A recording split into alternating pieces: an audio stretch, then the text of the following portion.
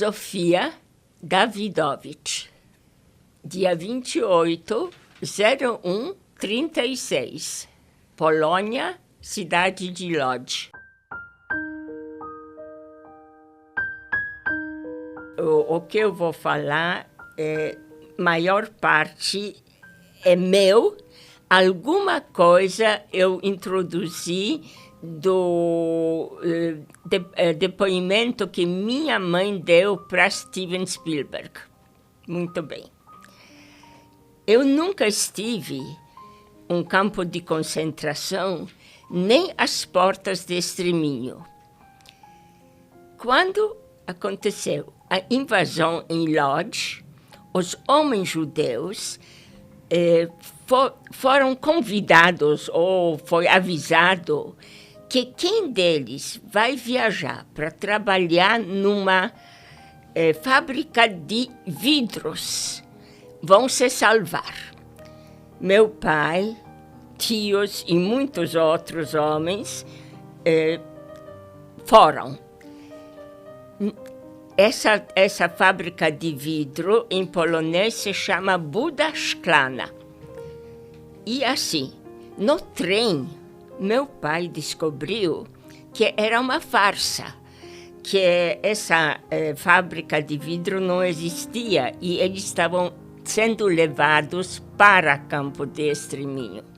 E ele pulou da janela, mas foi fuzilado na mesma hora e morreu.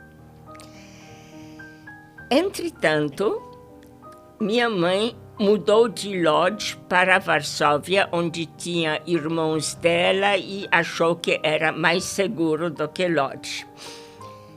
Uma vez, ela saiu comigo e eu soltei da mão dela. Passou uma moto com um soldado alemão, me deu um pontapé, eu caí e ele xingou Jüdische Kind, criança judia.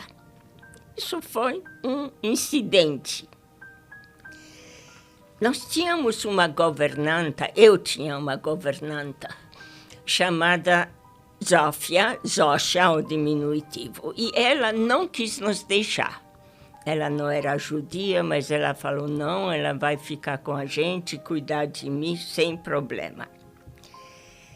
Nisso, no caminho para Varsóvia, de Sandomierz para Varsóvia, ela viu uma igreja e pediu, olha, posso entrar na igreja ou assistir uma missa ou rezar um pouco? Obviamente, nós esperamos. Na hora que ela entrou nessa igreja, a igreja foi bombardeada. As coisas da vida. Em Varsóvia, numa praça, minha mãe ouviu que tinha uma pessoa chamada Katia que arrumava passaportes arianos e ajudava a esconder coisas assim. Logicamente, não era de graça, mas era com boas intenções.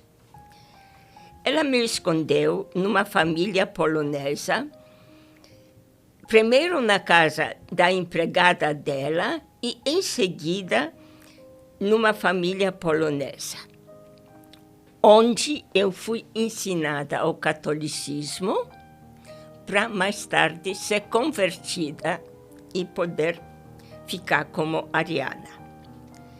O nome da minha mãe era Luba Rockman. O nome do meu pai, o primeiro marido dela. O nome dela foi mudado para Leonora Ludwiga Kowańko.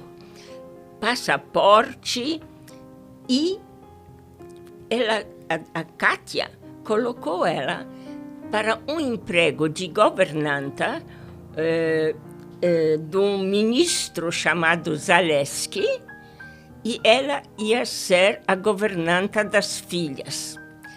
Nessa casa moravam duas avós, a senhora Zaleski e a empregada.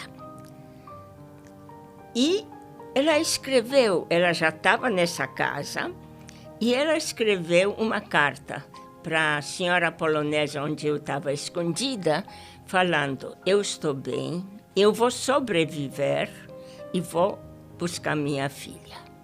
No verso do envelope foi o endereço de onde ela estava. E a senhora que estava comigo me pegou e levou para lá, entregou para minha mãe. Falou, é muito perigoso para mim ficar com essa menina. Só que não devolveu nem o dinheiro, nem os bens, nem o enxoval, nada que recebeu. Bom, lá na casa dos Zaleskis, minha mãe estava como solteira. Que ela tinha, que o meu pai estava na fronte, isso é uma história inventada, e quando a guerra acabasse, ela ia casar com ele e me adotar como filha. Bom, quando ela me entregou, foi um problema grave, porque ela estava solteira, de repente, o que uma menina faz lá? Recorreu a Kátia rapidamente. E a Kátia falou assim, eu vou resolver o problema, mas para isso eu vou ter que converter a Sofia para catolicismo. E eu fui colocada numa outra casa, onde fui ensinada catolicismo, rezar Padre Nosso e tudo que precisa. 3 semanas isso durou. Depois de completar essas 3 semanas, eu fui... E a mudança do meu nome, que já mencionei, não? Não? Então, vou mencionar. Nessa conversão, mudaram meu nome. Meu nome era Débora. O diminutivo, como falei, é Dosha. Eu tinha essa governanta, que o nome dela era Zófia, diminutivo Zosha. Então, resolveram me dar o nome de Dosha, porque se uma criança ia falar Dosha em vez de Zosha, ia passar despercebido. E com isso era fácil para eu lembrar, porque falaram para mim, olha, vamos te dar o nome da tua governanta que morreu nessa igreja. Aí eu assumi e até hoje eu não voltei a meu nome antigo, nunca. Bom, e assim foi a mudança do meu nome. Aí, depois dessas semanas na casa dessa senhora, eu fui mandada para um convento de irmãs ursulinas. E assim, fui ensinada que minha mãe podia eventualmente me visitar, mas quando ela viesse, ela não era minha mãe. Tem que chamar de tia. Eu nunca esqueci. No convento, não tinha maltrato, mas a vida não era fácil. Todas as crianças tinham que trabalhar. O meu trabalho era descascar batatas e arrumar talheres depois das refeições. Arrumar talheres eu achava ótimo, parecia brincar, por cada talher na sua divisão. Enfim. E tinha mais uma coisa. À noite, no inverno, nós tínhamos que tirar sapatos e meias e correr no pátio na neve. Porque que isso ia nos fortalecer para a saúde. Não era nenhum castigo, era simplesmente isso. Bom, e tinha uma coisa, o convento era misto de meninas e meninos. E tinha um certo bullying comigo. Eu tinha 2 meninos, cada um nas refeições sentado, um de cada lado. Como eu comia pouco, cada um queria meu prato. Se eu dava para um, levava soco do outro. Se eu dava para outro, levava pontapé do outro lado. E assim foi, mas não foi o pior. Um dos rapazes, uma vez, me empurrou num arbusto e abusou de mim. Eu não tinha ideia o que se passou, não tinha noção, mas eu sei que eu fiquei sentada depois chorando muito. uma freira me encontrou chorando e achou que eu estava gripada. Me pegou para dentro, me deu uma xícara de chá e ficou por isso mesmo. Esse rapaz ainda falou assim: olha, isso vai se repetir e você não vai contar para ninguém, porque eu sei coisas sobre você e aí você morre. Como ele sabia o que ele sabia, nunca fiquei sabendo. A minha mãe, entretanto, na casa dos Zaleskis, pensou assim: se eu vou cuidar e dar muito carinho para as duas meninas, o Deus vai salvar minha filha. E aí foi que ela me visitava no convento e realmente eu só chamava ela de tia, nunca enganei. A família onde ela trabalhou ficou encantada com o trato que ela dava às meninas e falou: olha, próximo Natal, traz tua sobrinha para passar conosco. E eu fui, mas eu estava morrendo de medo. Eu sabia que eu não podia falar nada, então, para mim não foi um prazer, que eu estava apavorada. E à noite, depois que minha mãe colocava as meninas para dormir, pegava a mim e me dava um banho e conversava comigo. E falava o quê? Olha, você só pode me chamar de tia, mas na verdade sou sua mãe. Ela tinha medo que depois da guerra, se íamos sobreviver, eu não ia aceitar ela como mãe. Então, foi esses momentos, na hora do banho, que ela me dava, que ela falava isso. Uma vez, nessa casa dos Zaleskis, isso foi me contado, o gueto em Varsóvia pegou fogo. E uma das avós falou: olha como os judeuzinhos estão se queimando bonito. Bom.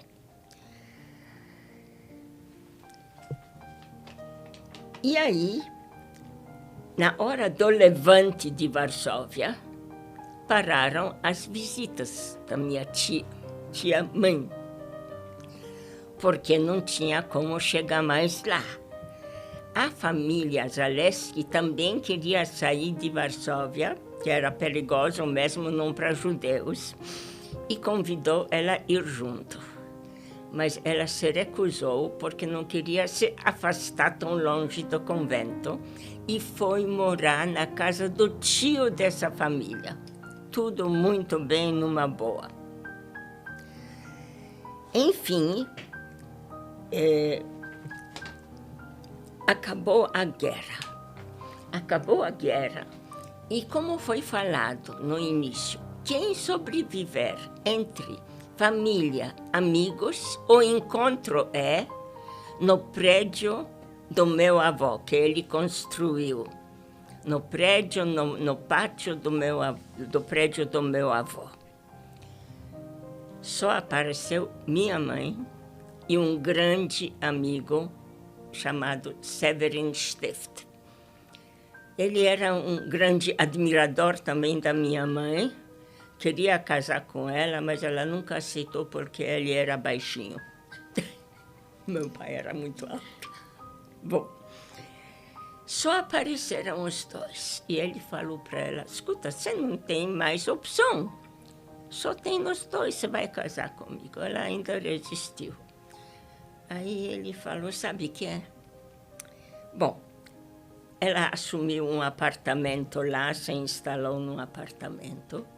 E ele falou: eu vou buscar tua filha no convento, que era muito difícil, não tinha conduções, não tinha trem, não tinha que andar quilômetros, ela jamais podia ter feito isso. E ele foi. Ela deu uma carta, escrevendo que é um grande amigo e, por favor, para a Madre Superior, me entregar que vai me levar a ela. Quando ele chegou no convento, tinha um pouco de receio, a madre tinha receio, mas depois ele começou a contar como ele era amigo da família de vida toda e convenceu ela, junto com a carta que ele levou. E ela me levou para a capela do convento e falou: nós vamos rezar. E eu vou te falar uma coisa que você nunca vai esquecer. Se você rezar todos os dias, o Deus vai te sempre proteger. Muito bem. E ela me entregou também com um pedido que vão me continuar educando na fé católica. Bom, voltei para a Polônia, nesse apartamento que minha mãe já estava. Peguei meu crucifixo, pendurei em cima da minha cama e ficamos um ano lá. E eu rezando, só que falaram que não podem me levar para a igreja. Eu na minha, eles sem nenhuma força. Mas eles queriam sair da Polônia. Chega de Polônia. Como quase todos os judeus na época não queriam... E as quotas para os Estados Unidos estavam fechadas. Israel não entrava nem em cogitação naquela época. Não era Estado, não era nada. Então, um amigo descobriu um jeito de papéis para a Inglaterra. Fomos para a Inglaterra. E lá, moramos no quarto de uma pessoa, alugado por aluguel, uma senhora que morava sozinha. E ela tinha uma família que se chamava Rappaport e visitava essa família, porque lá tinha 3 meninas. Então, me levava para brincar com eles. E fiquei muito bem lá, mas meu pai não conseguia, não tinha direito de trabalho por conta própria. Era proibido na Inglaterra, ele podia ser funcionário. E ele nunca trabalhou para alguém, ele era do ramo têxtil e resolveu que não só Polônia, mas eles querem sair de vez da Europa até a Inglaterra. E isso demorou um tempo. Conseguiram Brasil, sem saber o que era Brasil. Pessoas achavam que era selvagem naquela época, mas, enfim, Brasil. E essa família de onde eu estava, que era parente da pessoa onde eu estava hospedada, falou assim para eles: olha, vocês vão num país estranho, sem meios financeiros nenhum, deixa sua filha, nós temos 3, vamos ter 4, deixa ela conosco, quando vocês se estabelecem, nós enviamos ela para você. Eu, com isso, fiquei muito, como se diz, triste, porque eu falei para minha mãe: mas eu nunca vivo com vocês. Primeiro estou no convento e agora vocês vão me... Fiquei só um ano com vocês e agora você vai me deixar de novo? Especialmente que eles tiveram um filho e ele estava no colo deles indo junto. Bom, mas choro para cá, choro para lá, fiquei. E a família foi maravilhosa. A menor tinha 3 anos de diferença comigo entre cada uma. Então, a mais velha, 6 anos mais velha, depois 3 anos mais velha, depois eu e a caçula, 3 anos mais nova. Me juntaram com a caçula, porque era subnutrida, mal sabia escrever e ler, então era mais certo me colocar com ela. Só que ela começou a ter muitos ciúmes de mim, porque os pais me badalavam muito e queriam repor tudo que eu sofri. E ela, que era a caçula, badalada e tudo, ficou com ciúmes. Mas, no fim, ficamos e até hoje somos como irmãs. E o que eu queria, o que eu não contei ainda? Bom, ficamos lá.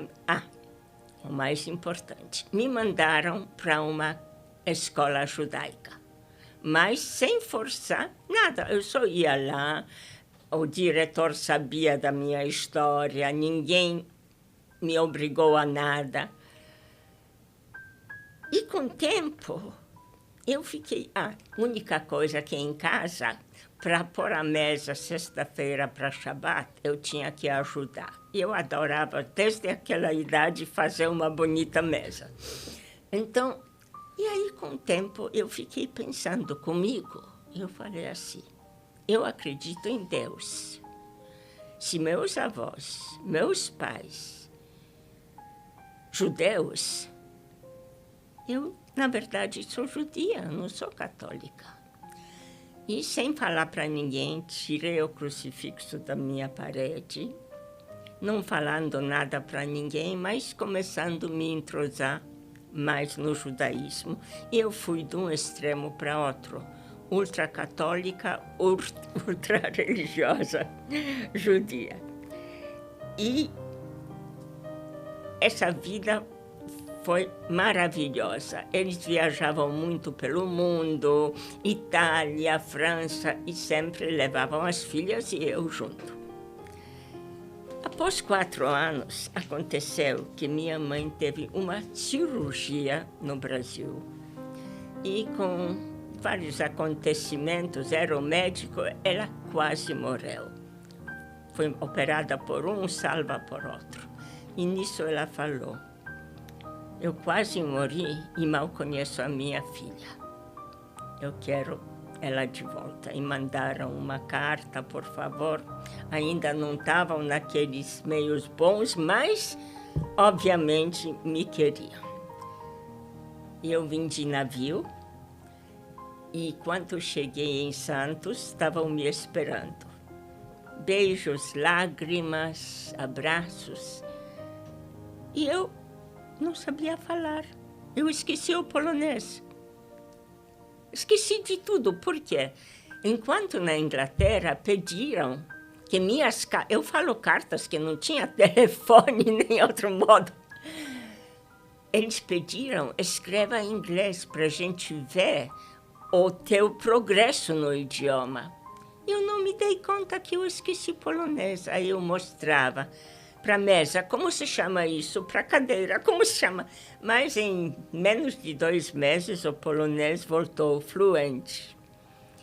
E, enfim, no Brasil, como todos pais judaicos, a educação dos filhos é número 1, me mandaram para Graded, escola graduada americana, que lá já tinha 2 meninas de conhecidos, amigos deles, que estavam e achavam que posso logo criar amizade. Então, por isso eu não fui no St. Paul's, que seria britânico, e fui no Graded por causa dessas meninas. Uma realmente se tornou minha melhor amiga. Bom, e aí do Graded, eu queria ser artista plástica. E minha mãe falou, olha, você vai morrer de fome. Então, como ela já tinha confecção, eu falei, tá bom, então vou fazer moda.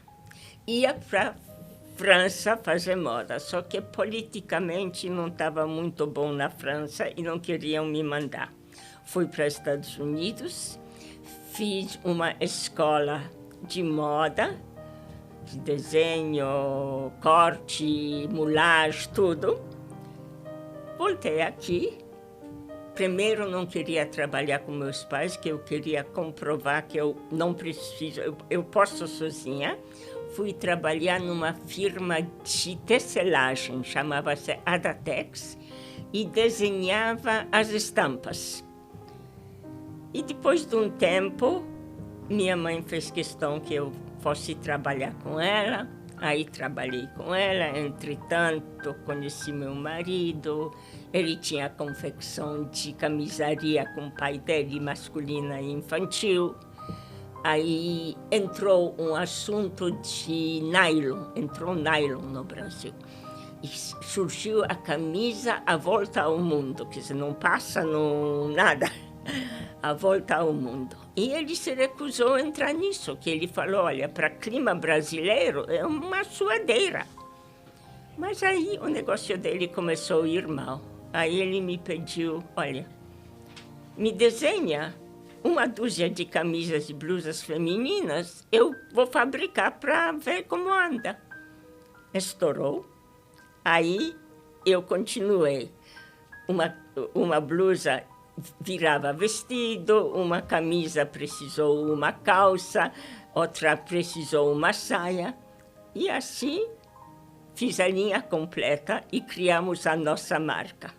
2 marcas. Primeiro criamos a The Blue, depois os clientes pediram uma moda mais sofisticada, porque entrou muita moda estrangeira. Aí nós criamos um nome francês falso e criamos a Lucienne Philippe. Isso trabalhei 56, 7 anos. Um amigo conhecido dos meus pais, numa reunião, numa casa, reunião social, minha mãe, não sei como, estava mostrando a minha foto de maiô. E esse senhor olhou e falou, olha, ela tem pernas muito bonitas. Meu sobrinho está vindo para morar no Brasil, de Israel, e eu quero apresentar eles. Nos apresentou, a coisa não deu certo nem um pouco. Por quê? Por vários motivos.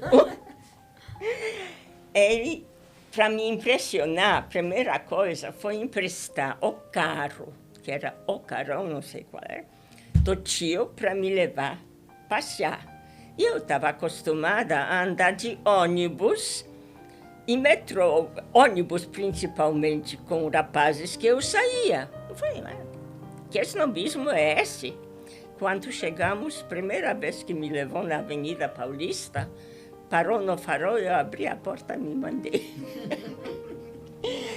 Isso foi o começo, aí passou um tempo, mas ele estava interessado.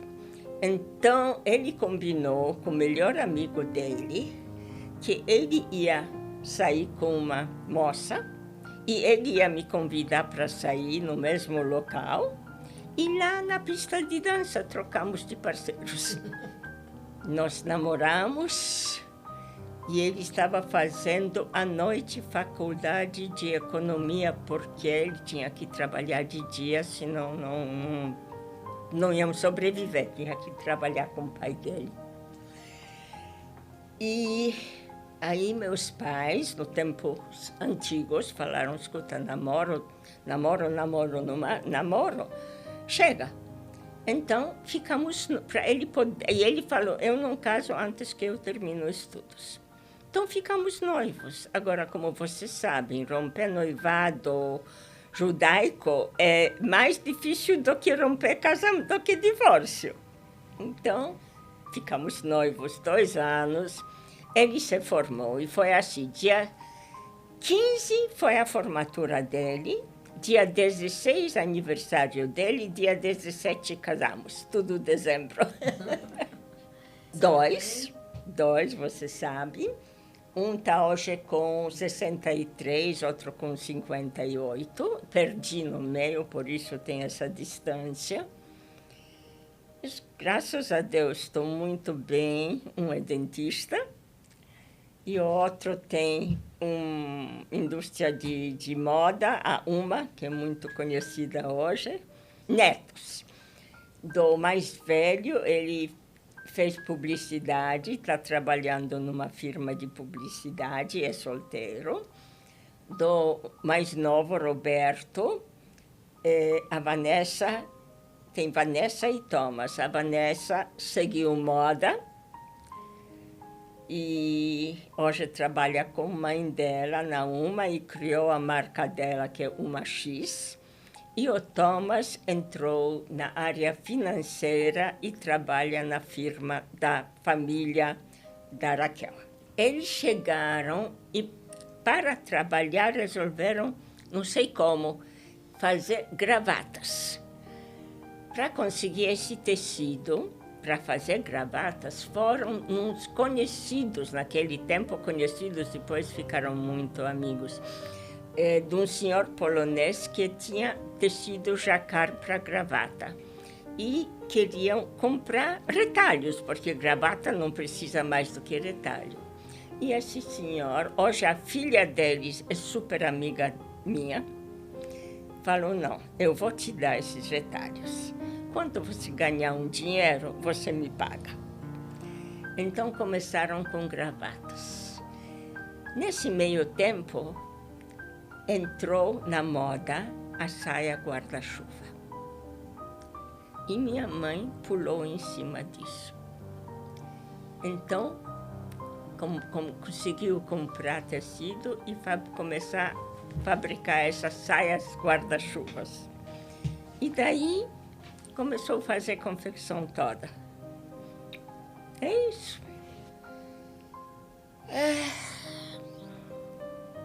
Estranha. Eu conheci minha mãe de piquititica até 3 anos e depois 1 ano. Então, era um pouco, eu vou te dizer, fria. Pelo menos por fora. Com o tempo, isso mudou, mas a gente nunca era de grandes demonstrações. Bom, primeiro, eu tenho admiração por minha mãe fora de qualquer limite. Tudo que ela fez para me salvar, para salvar a ela e recomeçar a vida, tudo isso. E em termos sentimentais, olha, eu sinto que a gente podia ser mais aconchegante, mas o meu caráter não dava mais. Hoje eu tenho pena disso. Hoje eu sinto falta que eu não consegui. Durante a guerra, eu tenho cabelo crespo. Hoje tem jeito de não ser crespo. Tecnologia. Mas cabelo crespo é outro sinal que eram judeus que tinham mais cabelo crespo. Não é que não era contrário, mas era uma das coisas que, em geral, tinham cabelo crespo. Então, para disfarçar, me fizeram tranças, eu tinha cabelo comprido, e colocaram assim, cruzando em cima da cabeça, porque isso era típico polonês. Ou usava aqui ou para trás, mas era muito polonês, e a trança disfarçou o crespo. Eu adorava, mas depois da guerra, aquele 1 ano na Polônia, minha mãe me levou no cabeleireiro para cortar, porque lembrava ela da guerra. E ela não queria essa lembrança. E eu chorei muito. E depois, eu fiquei muito brava que eu não levei elas comigo. Que isso custou uma nota, provavelmente depois venderam. O meu pai, que morreu no 1º ano da guerra, era Iael com H, que o diminutivo era Hilek. O nome da minha mãe era Luba, que até um certo ponto é judaico na Polônia. Então foi mudado para Leonor. Eu contei a história da mudança dela de nome e religião. Eleonora Kowańko. No trem, ele descobriu a verdade, que iam para extermínio, e que ele pulou da janela, um alemão viu e fuzilou. Um senhor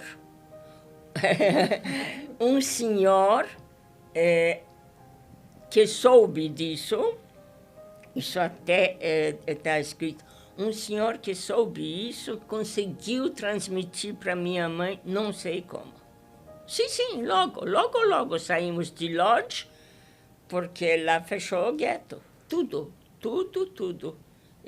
No fim, como eu falei, a caçula ficou com ciúmes de mim, porque eles me tratavam muito mais atencioso, carinhoso do que a ela, que eu entrei lá, aquela loira magra que era estranha, e pegou o lugar dela, modo de falar.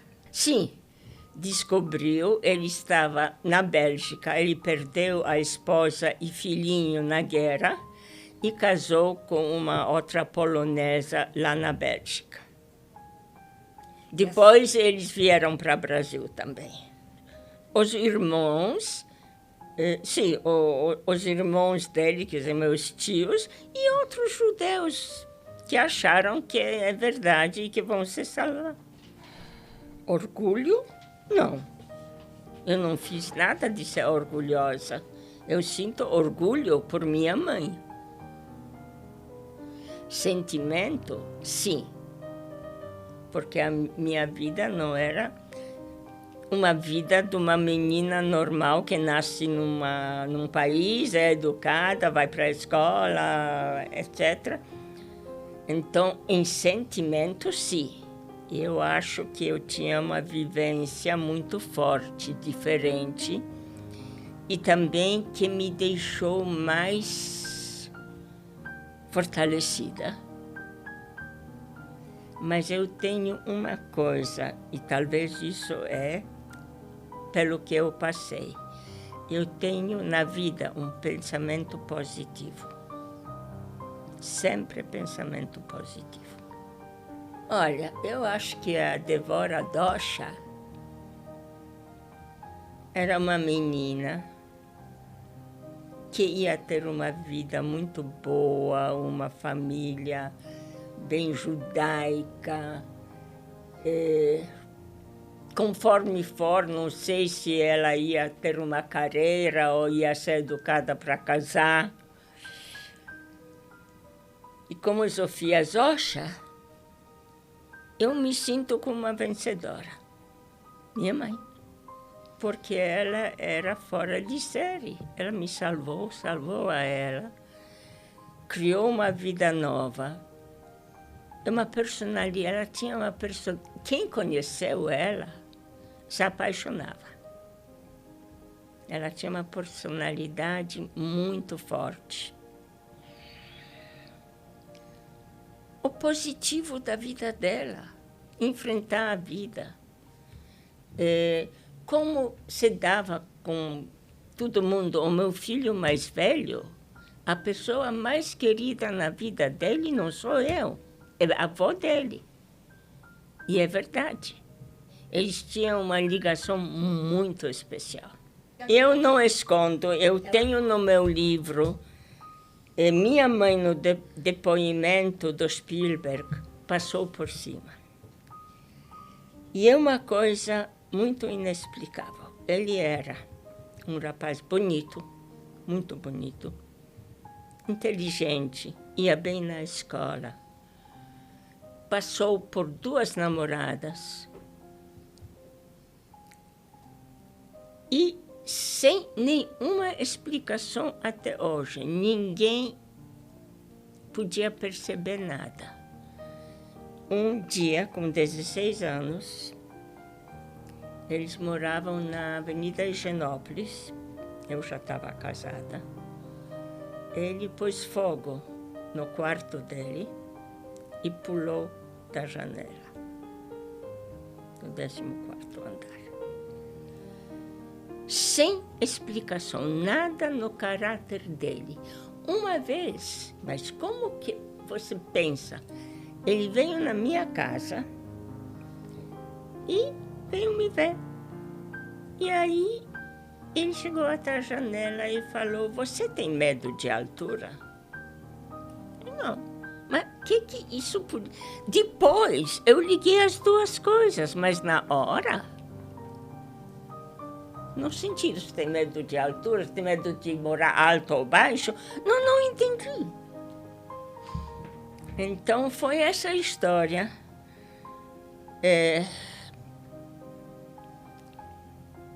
Olha, fiz terapia depois. Aliás, fiz terapia 2 vezes na minha vida, não adiantou nada. Não adiantou nada também, eu não me abri muito. Eu sou meio fechada. Hoje não. E foi, olha, como meus pais sobreviveram, não sei te dizer até hoje. Mas depois de um tempo, começaram a levar a vida normal deles.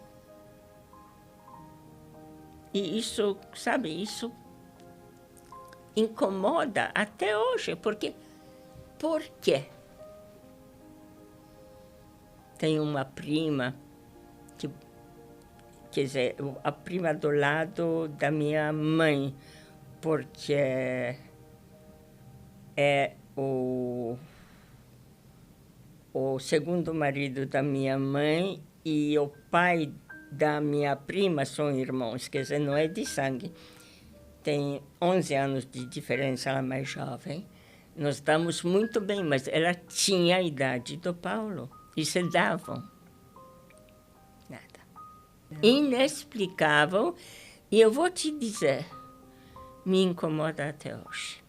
Não dá para apagar. Eu fiz 14 no mês que cheguei. Meus pais moravam numa casa geminada no Itaim, que Itaim naquela época era quase interior.